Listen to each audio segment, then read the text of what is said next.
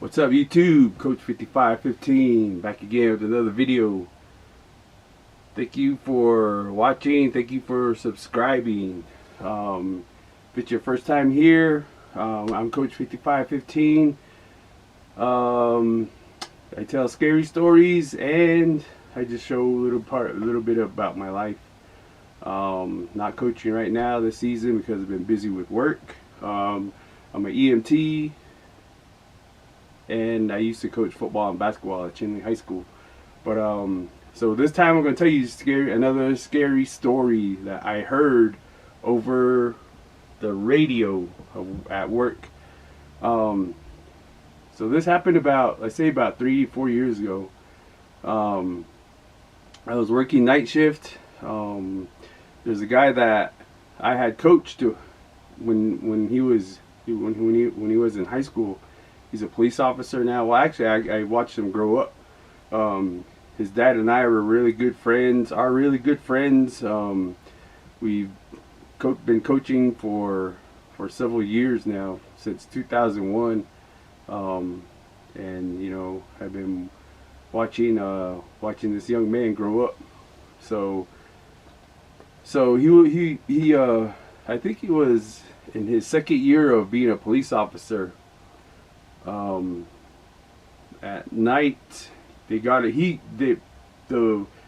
to the radio in our EMS office, you could hear the police dispatcher dispatch them out to a domestic violence issue that happened up toward Del Muerto area.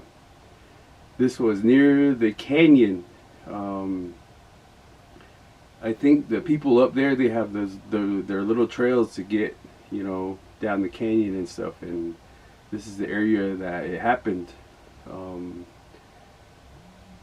So I remember him getting onto scene, and he got to the house, and he got on the radio saying that to the dispatcher that he was gonna go on foot, go out and look for the person that beat up his girlfriend. He assaulted his girlfriend, and he's gonna go out on foot and try to look for them, because the family members there stated that he walked toward the canyon, and they have a trail that goes down into the canyon, and there's several trails out in that area, I guess. So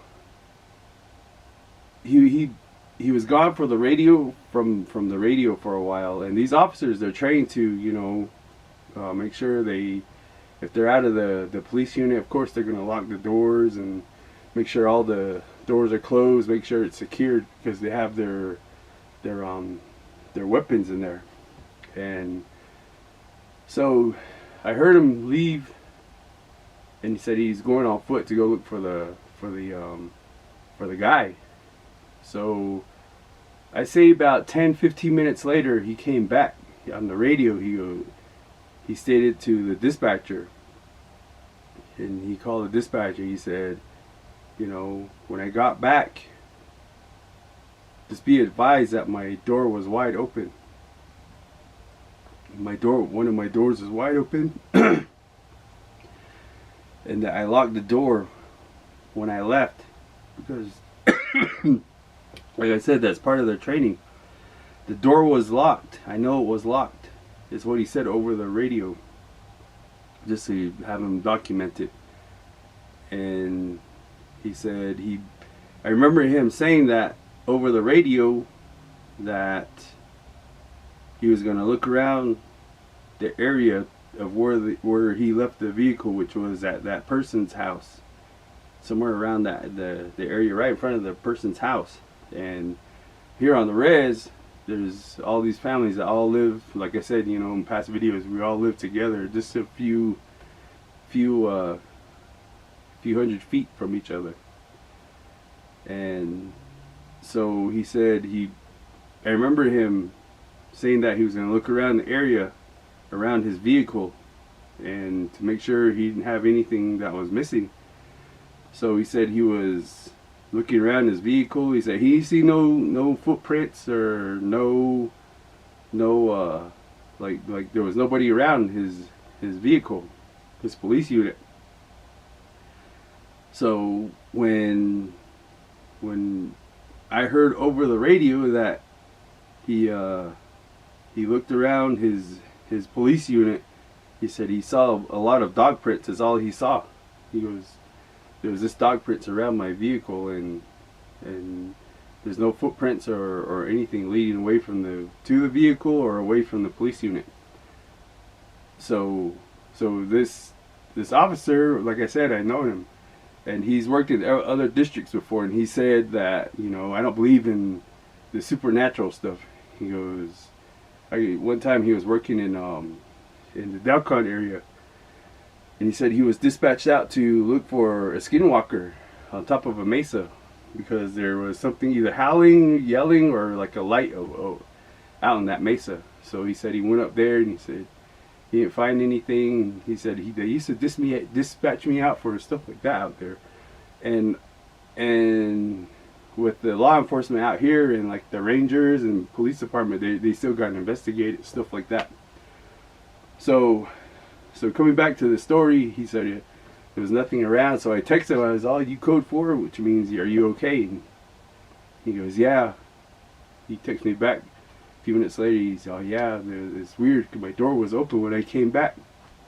When I came back to the unit, I said I heard, and I go, what do you think it was? He goes, I don't know. I think I just left my door open. He goes, and I said, I know these police officers. They're trained to lock the doors and stuff. So from then on, like yeah, I asked him every time, what do you think it was? What do you think it was? And he told his dad the same thing too. And his dad told him, you know, like it was probably a skinwalker or an Anasazi, because it's up in that area where they have the canyon.